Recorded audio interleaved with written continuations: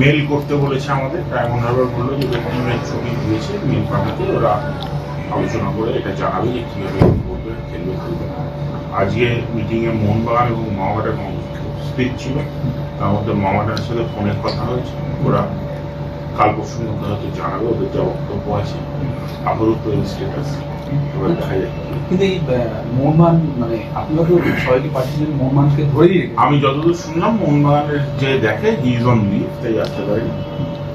এরপরে দেখাই আমরা আমাদের তরফ থেকে এবার আমরা মিটিং এর মিনিটস নিয়ে সেটা সবকটা ক্লাবকে মেল করবো যাদের ছবি করেছে, এবং সেইভাবে আমরা তার সাথে আমরা কনফার্মেশন চেয়ে নেবো। এবার কনফার্মেশন এসে গেলে যে টিমরা কনফার্ম করবে সেটা হয়ে গেল। দুটো টিম মানে চারটে কলকাতার টিম, আর দুটো বলেছিলেন আই লিগ বাইরের, একটা কি গোকুলাম কেরালা হয়েছে? গোকুলাম কেরালা হয়ে গেছে, আরেকটা কথা চলছে। আর মাঠ কোন কোন মাঠে খেলা হবে সেই নিয়ে খেলা হবে নৈহাটি, কল্যাণী, ব্যারাকপুরও হতে পারে, যেহেতু মূলত আমরা ভাবছিলাম সন্ধ্যাবেলা করার কথা, এই দুটো লাইট দেওয়া মাঠ আছে।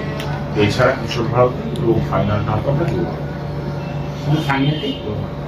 মানে আজকে কনফার্মেশন আলোচনা, একটা প্রস্তাব আলোচনা হলো, খেলাটার টাইম ফ্রেমটা আলোচনা হলো কবে থেকে কবে হবে। আপনি বলেছিলেন 8 তারিখ। হ্যাঁ, সেটাই ক্লাবদের সাথে আলোচনা করলাম, তাদের কোনো অসুবিধা আছে কিনা, কোনো প্রবলেম আছে কিনা সেটা তো জানার দরকার। আর এটার আলোচনা